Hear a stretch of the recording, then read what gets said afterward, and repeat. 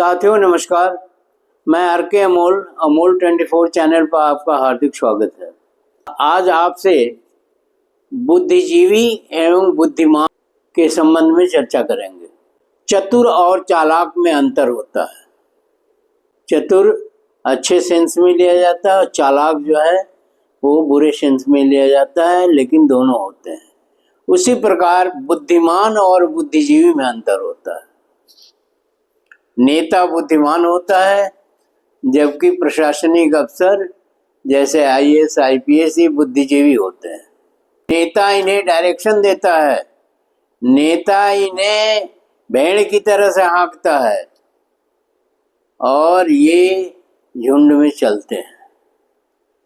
तो बुद्धिमान जो होता है वो नैसर्गिक होता है, प्राकृतिक होता है, जबकि अन्य प्रायोगिक होते हैं,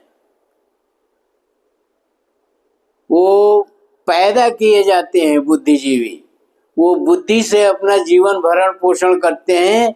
ये इतिहास में तमाम आपको मिल जाएंगे, जैसे द्रौपदी के चीरहरण के दौरान युधिष्ठिर जो है वो बुद्धिमान था, जो इस तरह का भले वो खराब काम था, निगेटिव काम था, लेकिन कर रहा था। और वो जो बुद्धिजीवी जो थे, उनके कुलगुरु और शिक्षक जो द्रोणाचार्य थे, वो सर लटकाए बैठे थे। आज भी वही स्थिति है। ये प्रशासनिक अधिकारियों में ये बुद्धिजीवी हैं और प्रशासनिक अधिकारियों में कोई भी प्राकृतिक गुण नहीं है, निर्णय लेने का गुण नहीं है, ये धारा को बदलने का गुण नहीं है, ये धारा के साथ चलते हैं। नेता के अंदर धारा बदलने का गुण है। नेता जो है प्राकृतिक होता है, बुद्धिमान होता है। वो बुद्धिमान आदमी धारा को बदल देता है, जबकि प्रशासनिक अधिकारी धारा के साथ चलते हैं।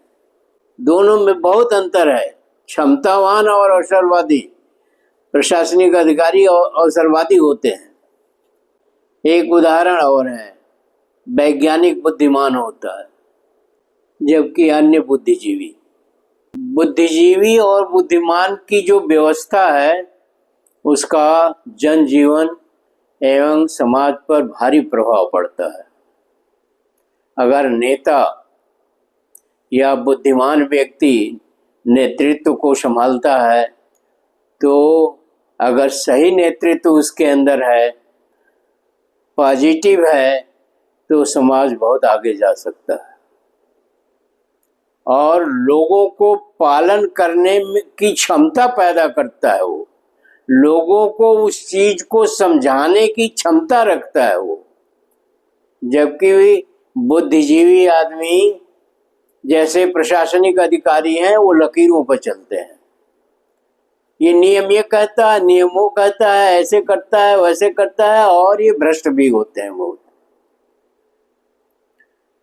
तो इस तरह से समाज में बुद्धिमान लोगों की, नेता की, एक अच्छे नेता की जो जिसकी सोच पॉजिटिव हो, उसकी जरूरत है।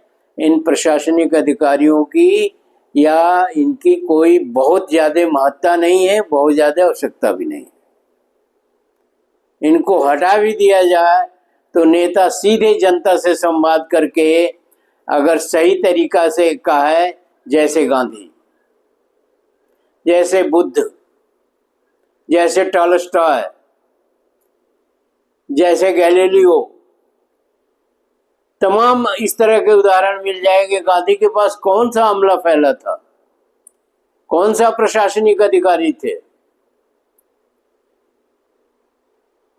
तो गांधी ने अपने सत्य और अहिंसा के सिद्धांत का जनता से सीधे सीधे पालन करवा लिया और लोग भी उसके कायल हुए, उसके दुश्मन भी, अंग्रेज भी उस चीज के कायल थे। तो हमें एक अच्छे नेता की जरूरत है, झूठ बोलने वाले नेता की नहीं, मक्कारी करने वाले नेता की नहीं, फ्रॉड की नहीं। वो निगेटिव गुण हो गया, और निगेटिव गुण में भी नेता भारी पड़ जाता है। वो नेता कहता है कि झूठ बोलो तो सभी झूठ बोलते हैं, भेड़ की तरह से। वो नेता कहता है ऐसा फ्रॉड करो तो सभी फ्रॉड करते हैं।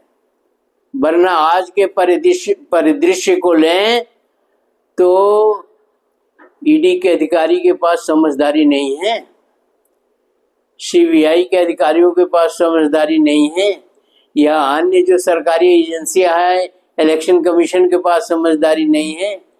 तो ये जो है भेड़ चाल चलते हैं और नेता उसको चलाता है।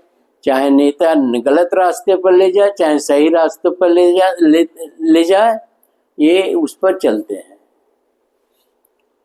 तो नेताओं का या बुद्धिमान लोगों का बहुत बड़ा रोल है समाज के अंदर। वैज्ञानिक ने एक चीज पैदा करी है, मोबाइल पैदा कर दिया, पूरा देश पूरा विश्व उसके पीछे पीछे चलता है। ये बुद्धिमान है। और बुद्धिजीवी आदमी चापलूस होता है, बुद्धिजीवी आदमी स्वार्थी होता है, बुद्धिजीवी आदमी अवसरवादी होता है, और बुद्धिजीवी जो है वो चालाक होता है, जबकि बुद्धिमान आदमी चतुर होता है। अब एक उदाहरण हमने दिया, आप उससे समझ सकते हैं कि लोगों को, जो निगेटिव सोच के लोग थे, जिनका स्तर जो है मानवीय नहीं था, उन्होंने गांधी को मार दिया, क्योंकि वो गांधी का सामना नहीं कर पाए। गांधी की बुद्धिमत्ता के आगे वो पंगु बन गए, तो उन्होंने हिंसा का रास्ता अख्तियार किया और उन्हें मार दिया। ऐसे ही तमाम सुकरात को भी मारा गया है, ऐसे ही गैलीलियो को भी मारने की वो थी। तो कहने का मतलब है कि बुद्धिमान जो होता है वो उसकी बात को समझने में बहुत समय लगता है। और बच्चों को बुद्धिमान बनाइए, अगली पीढ़ी को बुद्धिमान बनाइए। उसमें औरतों और बच्चों की जिम्मेदारी आपकी है, तो उन्हें बुद्धिमान बनाइए। बुद्धिजीवी तो बनना ही है, बुद्धिजीवी तो बुद्धिमान बुद्धिजीवी भी हो सकता है।